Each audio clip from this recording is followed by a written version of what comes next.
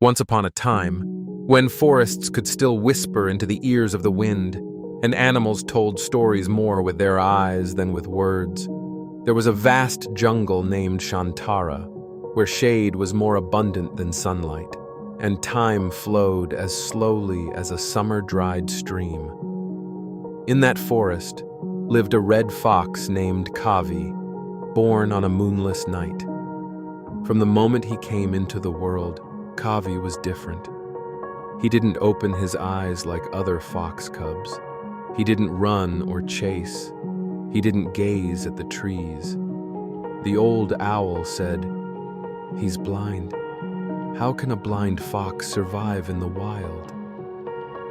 Other animals whispered, "Poor thing. He'll never see the beauty of the forest, the red of autumn leaves, or the sunlight through the canopy." But Kavi's mother simply licked her son's forehead and said, "The most precious things in life aren't seen with the eyes." Kavi grew up with his eyes closed, but with a wide-open heart.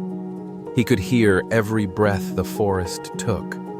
He sensed each dewdrop landing on a leaf, every clumsy squirrel's paw, and even the quiet sob of a mother deer grieving her lost fawn.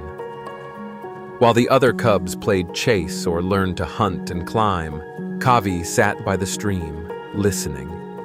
And in that silence, he learned something no one else did. The forest wasn't just a place to survive. It was a place to understand. Instead of chasing noise, he listened to the space between sounds.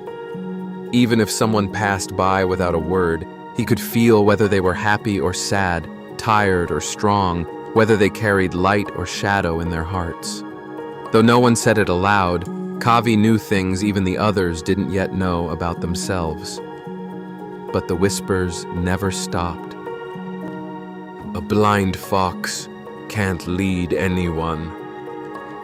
He only survives because the forest pities him." Kavi never argued. He simply bowed his head and kept helping, finding lost acorns for squirrels, flipping over stranded turtles, guiding lost birds through the fog.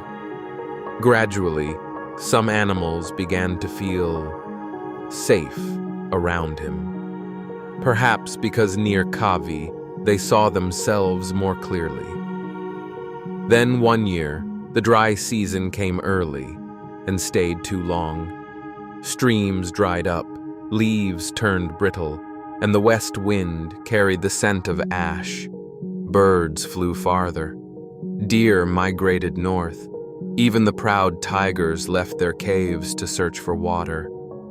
One early morning, before the sun had risen, Kavi lifted his head and whispered, "The forest is afraid." He sensed the wind moving too fast, the way dry leaves curled under the weight of heat.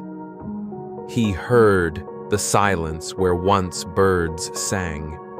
He knew fire was coming. Kavi rushed to warn every creature. "We must leave. A great fire is near." But most laughed. "You're blind. How would you know?" "Just another dreamer. The forest burns every year. This is nothing." Kavi said nothing more. He didn't try to force belief, but he didn't give up. Only one creature believed him. A small owl named Nira. Nira flew at night and had sharp eyes. She had often watched Kavi from the treetops, how he led baby snakes to their mothers, how he returned fallen hatchlings to their nests. She believed in the light he carried inside. The two unlikely friends set off to find the old forest path, an ancient escape route once used by elephants, now long overgrown and forgotten. While Nira searched from above, Kavi listened. He sensed the pressure of the soil, the way stone echoed beneath dried moss, and little by little pieced together the forest's fading memory. Meanwhile, the flames rose for real. The sky turned orange, ash filled the air, and panic gripped Shantara. Birds scattered, animals stampeded. All known exits were blocked. Fear spread like wildfire. And in the middle of the chaos, Kavi and Neera returned. They stood before the crowd, not shouting, not boasting, just whispering, "We know the way." At first, none believed.